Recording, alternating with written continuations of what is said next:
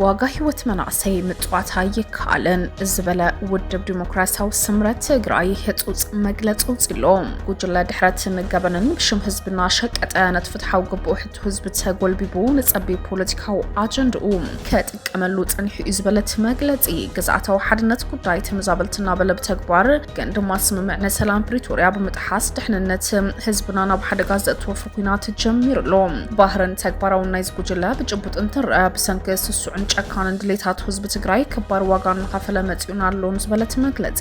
ንሕገን ስርዓትን ረጊጹን ውዕለ ፕሪቶሪያ ሙሉእ ብምሉእ አፍሪሱ ነቲ ጸረ ህዝብታት ዝኾነ ስርዓት ሻዕብያ ተዓሲቡ ካብት ሓታትነት ንምምላጥ ከባቢና ብቀጻል ዕግርግርን ህውከትን ክነብር ንምግባር ንዝተበሊጹ ዝለመዱ ናይ ጉዕለት ተግባር ንምፍጻም መሰረታዊ ረብሓታት ህዝቢ ኣህጊሩ ብቁሉዕ ናይ ኩናት ዕንደራ ጀሚሩሎ እዚ ጸረ ህዝቢ ዝኾነ ናይ ጥፋት ጉጅለ ብዝኽተለዊ ፖለቲካዊ ጉዕዞስ ስሑለ ስልሒት ምኽንያት ክሳብ ሕዚ ፈጸመው ግብናት ከይኣከል ተደጋጋሚ ዝተገብረሉ ናይ ሰላም ጻውዒት ናይ መላእ ህዝቢ ምሕጸንታት ሓሲሙ ኩናትን ምጽሕታር ዝገብሮ ዝነበረ ዝተተለመ ወፍሪ ሕዚ ናብ ቁልዕ ኩናት ኣትዩሎ ዝበለን ዝኸውን ህዝቢ ትግራይ ብዝሓለፈ ይኣክል ድሕሪ ሕዚ ዝግበር ኩናት ኣይ ኩናትን ኣይምልከተናን ብምባል ሕሪኡ ሰላም ምዃኑ ተደጋጋሚ ኣረጋጊጹ እቲ ጉጅለ ብዘካይዶ ተደጋጋሚ መድረኻት ከይተረፈ ህዝቢ ሕሪኡ ሰላም ምዃኑ ደጋጊሙ ኣረጋጊጹ እዩ ዝበለ ስምረት ይኹን እምበር ጉጅለ ድሕረትን ዝበሎ ገበነ ካብ ደገን ውሽጢ ዝመጸ ጻውዒ ሰላም ብትዕቢት እንደቁርና ነጽጉ በትሕሉፍ ዝወደቀ መሪሕነቱ ከይተጣዓሰም ዳግመ ጓህረ ኩናት ወሊዕሉ ዝበለን ተኸውን እዚ ጉጅለ ብዓይን ዕሙተይ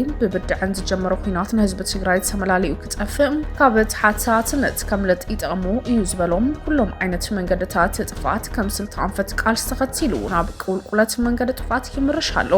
እቲ ብቀይሕ ደም ብጾት ብቕኑዕ ብርዒ መራሕትና ዝተፈረመ ውዕሊ ሰላም ፕሪቶሪያ ካብ ሰናይ ጉሓቱ ዘይተው ሓጠሉ ጉጅለ ድሕረት ምስግደፈ ተላፊን ምፍራስ ነዊሕ ርሕቀት ድሕሪ መጓዓዙ ኣብዚ ሕዚ እዋን ብዕሊ ኣፍሪስዎ ይርከብ መሬት ትግራይ ዓውደ ኩናት ክገብርዋ ዝደልዩ ሻዕብያን ካልኦት ቀዳማውያን ሓይልታት ፋይናንስ ናይ ኩናት መሳርሒ ክቅርብ ጉጅለ ድሕረት ሓይሊ ሰብ ንኽቀርብ ከምኡውን ኣብ ሃፍቲ ተፈጥሮ ማዕድን መሬትን ካልኦት ናይ መንግስቲ ሃፍቲ ንብረት ክሕርጅን ንኩናት መዳለው ንኽኸውን ምድላው ወጊኑ ይርከብ ዝበለ ስምረት እዚ ጉጅለ ካብ ሻዕብያ ዝተውሃቡ ልኡኽ ብምቕባል ንግዛታዊ ሓድነት ትግራይ ትርጉም ዘይብሉ ክሳብ ናብ ክልል ዓፋርን ጎንደርን ዘካልል መጠነ ሰፊሕ መጥቃዕትን ምክያድ ምድለዋት ወጊኑን ህዝብ እኳ በስሩዕ ከይነገረ ናይ ሓይሊ ምንቅስቃስን ተኹስን ይገብራሉ ነዚ ዝሕግዙ ቀደም ኢሉ ኣብ ዝቐበሮም ዝሓብኦም ከበድ ተፅዋራት ካብ ዝቐረበሉ ሓቢኢሉ ብምውፃእ ናብ ክልላት ኣምሓራን ዓፋርን ናፀግዕ ዝርከብ እንትኸውን ካብቲ ናይ ድንቁርና ስልሒቱ ብዝብገስ ነዚ ዘበነ ብዘይምጥን ቁመና ከዋግእ ምልሻ ሓደ ጉጅለ ዝኾነ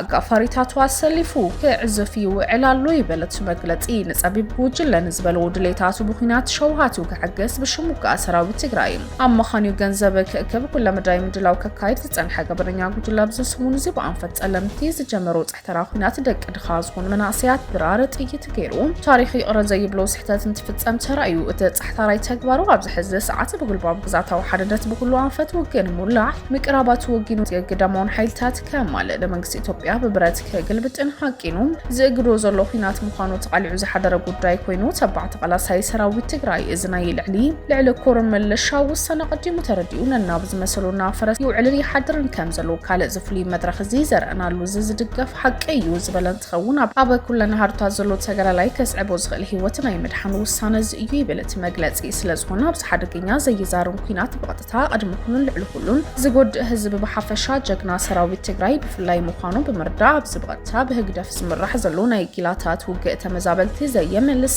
ግዛታዊ ሓድነት ዘየውሕስ እኳ ደኣስ ነታ ዝነበረት ዳስ ሓዘን ካልእ ሓዘን ዝውስኽ ብምዃኑ መንእሰይ ትግራይ ንነብስኻ ብዝኾነ ይኹን መንገዲ ክተድሕን ውድብ ስምረት ፀዊዕሎ ብሞት መንእሰይ ትግራይ ኩናት ጀሚረን ኣብ ድርድርካቱ እየ ዝብል ከንቱ ውሳነ ዝወሰነ ጉጅለ ድሕረት ዝበሎ ናይ መወዳእታ ጥፍኣቱ ከቀላጥፍ ኣብ ወሳኒ ምዕራፍ በፂሑ ፅሕታረታት ውግእ ጀሚሩ ስለዘሎ ንገበነኛታት ኢሉ ዝሞት መንእሰይ ከይህሉ መላእ ድሌት ለውጢ ክትረባረቡ ዝበለ ፃውዒት ኣቕሪብሎ ፃውዒት እውን ንድላይ ለውጢ ንሰላምን ህዝቢ ትግራይ